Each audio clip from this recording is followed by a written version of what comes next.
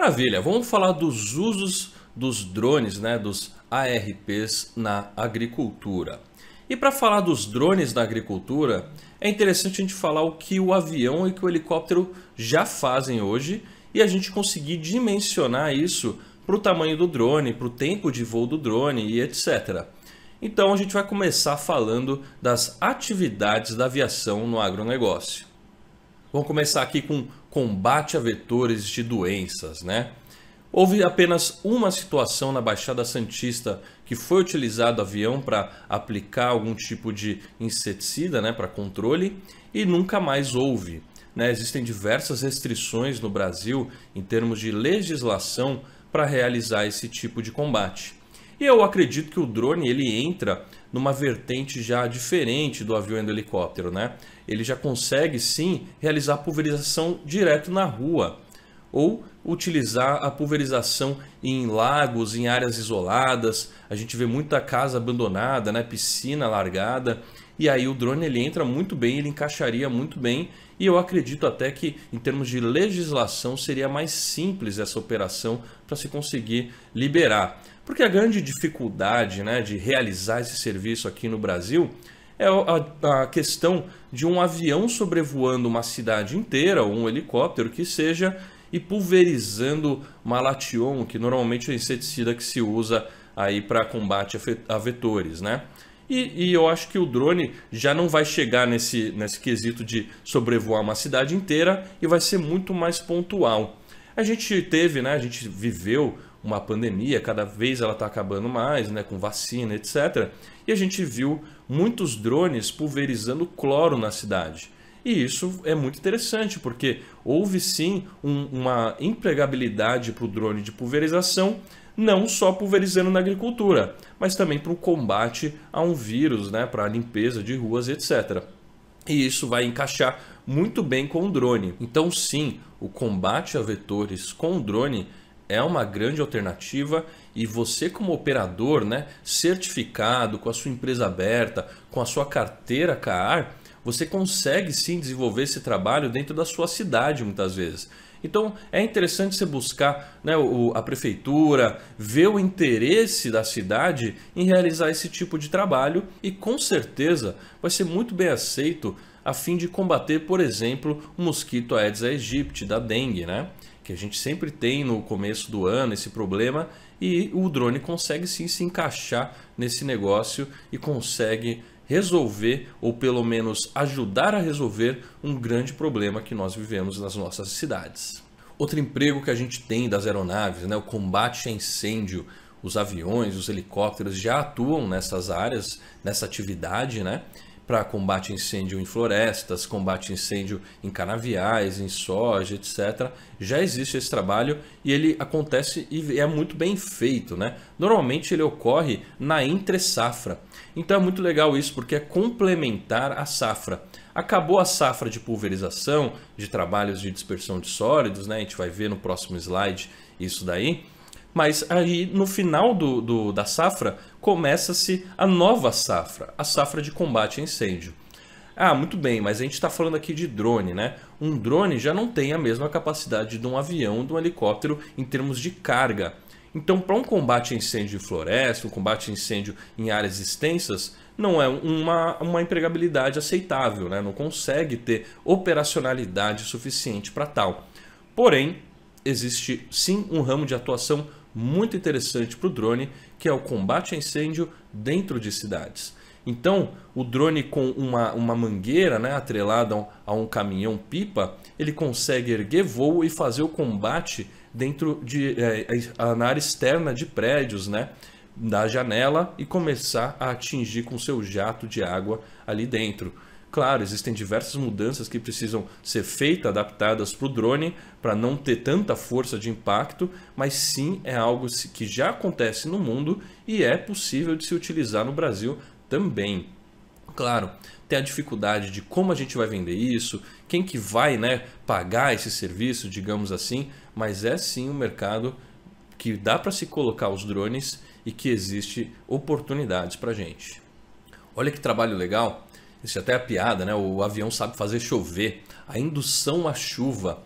Esse é um trabalho que já existe no Brasil, não houve tanto desenvolvimento dele, infelizmente, principalmente em áreas mais áridas, mas essencialmente onde se usa muito esse tipo de operação é em São Paulo, quando começa a ter muita escassez de água nas represas, né? Então qual que é o trabalho? Essa empresa de aviação, ela pega o seu avião de pulverização e com uma cauda salina, né, água e sal, ela vai nas nuvens maiores e ela vai puxando essas nuvens.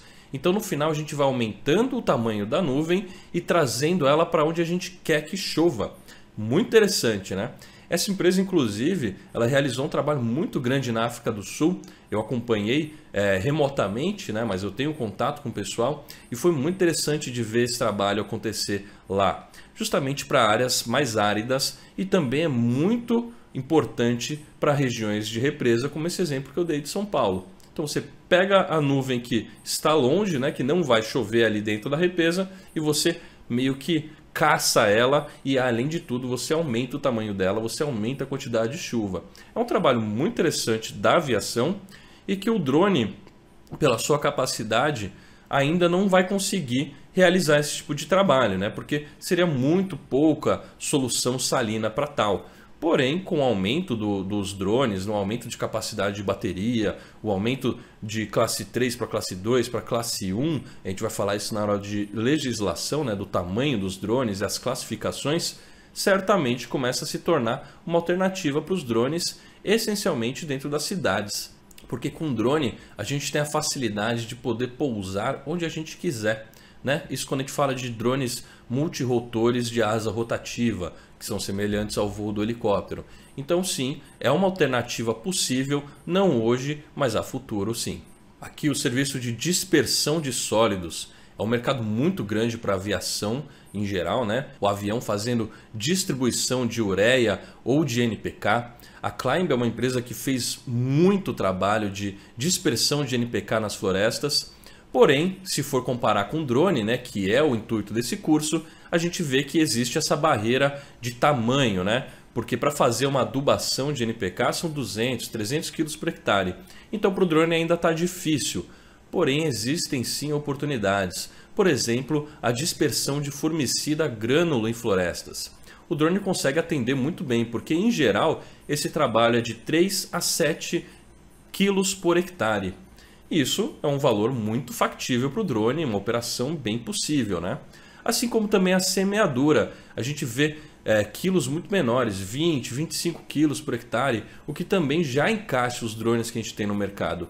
Então sim, existem drones de dispersão de sólidos. É uma questão apenas de você tirar o tanque de líquido e colocar um tanque de sólidos e naturalmente ele vai funcionar da mesma forma, né? O mapeamento vai ser igual e a atividade autônoma de dispersão também vai ser muito igual. A diferença vai ser a altura do voo, alguns detalhes específicos, mas sim tem oportunidade para o drone nessa área e é possível de você ir atrás disso e conseguir talvez bons contratos. A semeadura, né? Eu acabei comentando quando a gente estava falando da dispersão de sólidos, porque a semeadura está totalmente ligada à dispersão de sólidos e sim, é bem factível de se realizar com um drone, né? A gente também tem outras alternativas, que é a dispersão de inimigos naturais em canavial.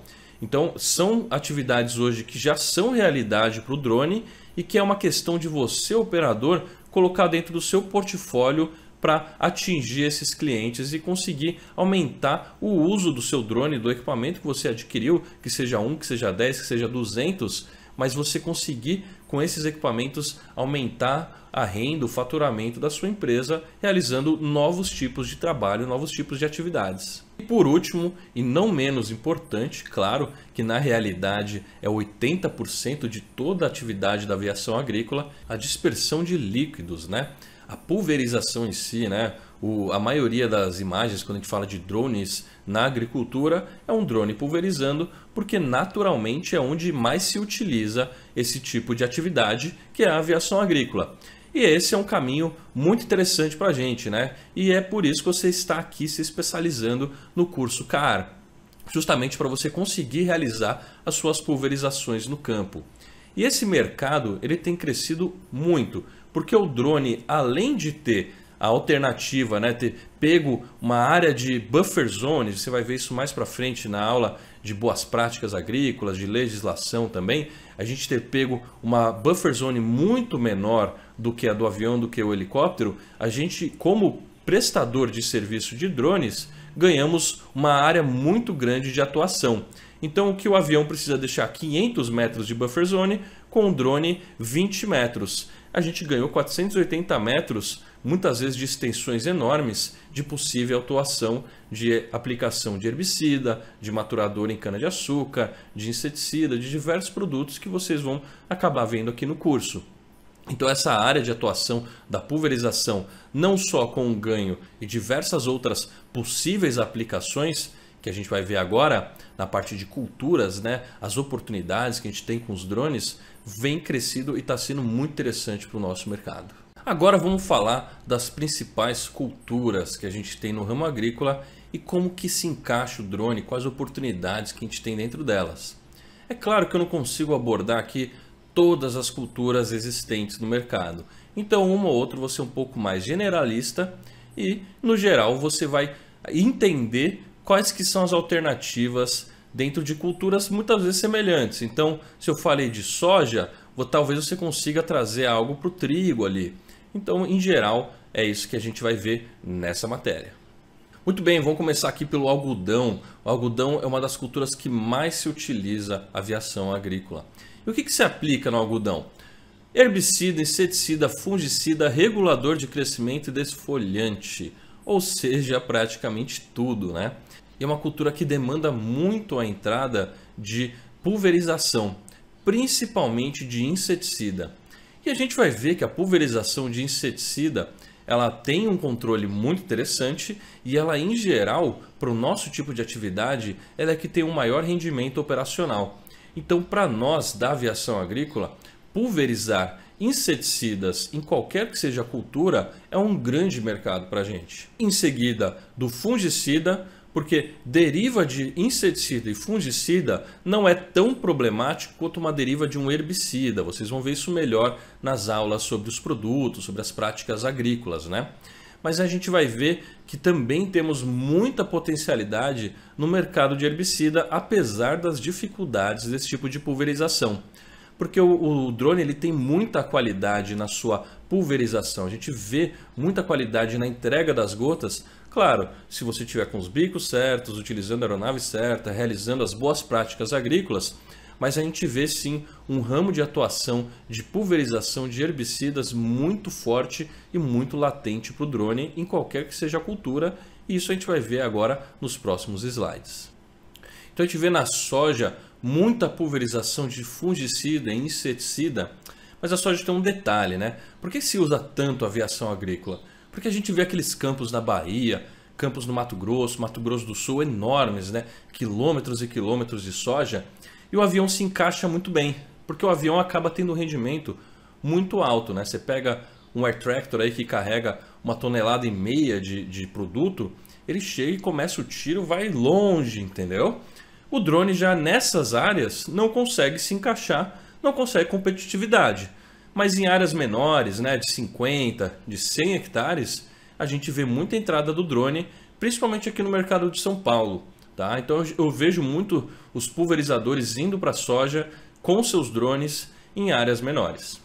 E a gente vai ver cada vez mais, conversando aqui pelas culturas, que essa operacionalidade menor do drone é vantagem em algumas situações e desvantagem em outras. Não tem como fugir disso. Mas todos os equipamentos, o avião, o helicóptero, o trator, o drone e a costal, cada um tem a sua funcionalidade, né? Cada um tem o seu benefício, a sua aplicabilidade.